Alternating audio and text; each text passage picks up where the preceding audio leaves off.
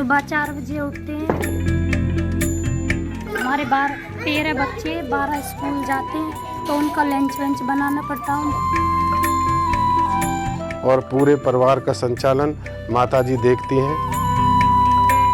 2 जनी भैंसों का काम करती है, 2 जनी हम ऊपर करती हैं। माताजी के द्वारा हम कोई भी काम नहीं करते हैं, रहते हैं। और उन्हीं के आशीर्वाद से आज हम यहाँ तक पहुँचे हुए हैं। हाँ जी, एक ही चूल्हे पे खाना बनता है। हम 2 जनी बना लेते हैं या फिर कभी कभी एक भी बनाती है खाना। नहीं, बस यूँ ये कुछ पता ही नहीं चलता, हम हंसते बोलते रहते हैं आपस में, फटाफट सारा काम हो जाता है।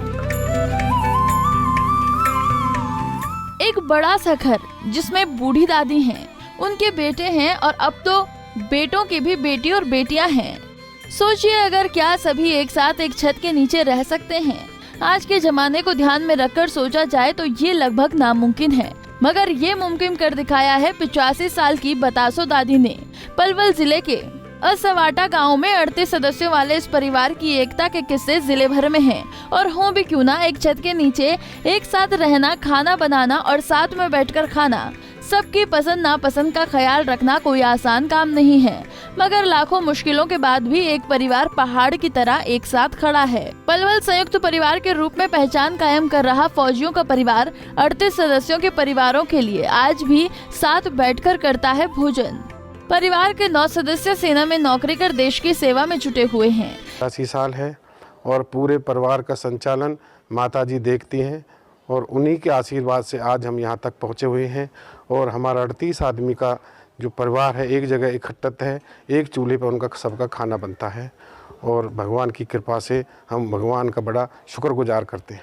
इस परिवार में दादा से लेकर पोते तक कुल 9 सदस्य सेना में जुड़े हैं। इस परिवार की नींव रखी रामपाल हवलदार ने। उनके बाद इस परिवार की बाग दादी बतासो और उनका बड़ा बेटा संभाल रहा है। दादी बतासो के 3 बेटे और उनके 7 बेटे और बहू हैं। बेटी की शादी हो चुकी है। इन 7 बेटों के 17 बच्चे हैं, जिसमें से ज्यादातर स्कूल पढ़ते हैं। आप खुद अंदाजा लगाइए कि एक साथ इनका खाना बनता होगा तो कितना समय लगता होगा। जब स्कूल जाने वाले बच्चों का लंच बनता होगा तो कितनी परेशानी होती होगी। फिर घर का सारा काम भी करना होता है। ऐसे में इस घर की बहुएं एक अहम रोल अदा करती हैं। सुबह 4 बजे उठते हैं। छोटी मम्मी है सबसे छोटी वाली, वो है, और एक मेरी देवरानी और एक जेठानी है। वो भैंसों का काम करती हैं, दूध वगैरह निकालना सब काम वही करती है। उसके बाद हम सुबह अपना ऊपर काम जो होता है चाय वगैरह नाश्ता वगैरह का काम करते हैं। उसके बाद फिर हमारे 13 बच्चे 12 स्कूल जाते हैं तो उनका लंच वंच बनाना पड़ता है, उनको स्कूल के लिए रेडी करना पड़ता है नहा धो के। उसके बाद उनको स्कूल भेज के फिर हम अपना यही झाड़ू पोछा बर्तन वगैरह कपड़े वपड़े धोना, 2 जनी कपड़े धोती है नीचे और 2 जनी भैंसों का काम करती है, 2 जनी हम ऊपर करती हैं।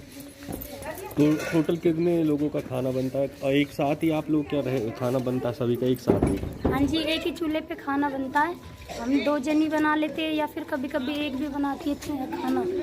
रोटियां सेकती है और 1 जनी और डाल के देते रहते हैं सब खाने के लिए सबको। बाकी की बस पूरा दिन ऐसे ही चला जाता है। परिवार की मुख्य दादी बतासो के 3 बेटे श्यामवीर, रामवीर और ओमवीर संयुक्त परिवार की डोर संभाले हैं।